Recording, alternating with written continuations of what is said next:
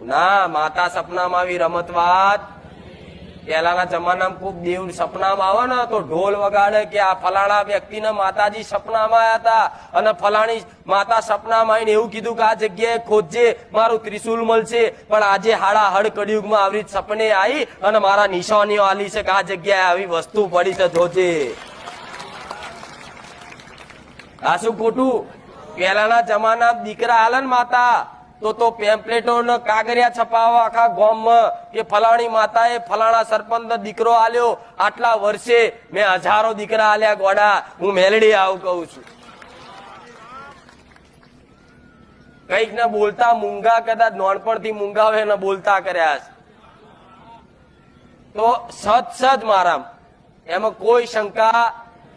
પણ સત મારું લેવા માટે તમારે સત ના માર્ગે આવવું પડશે.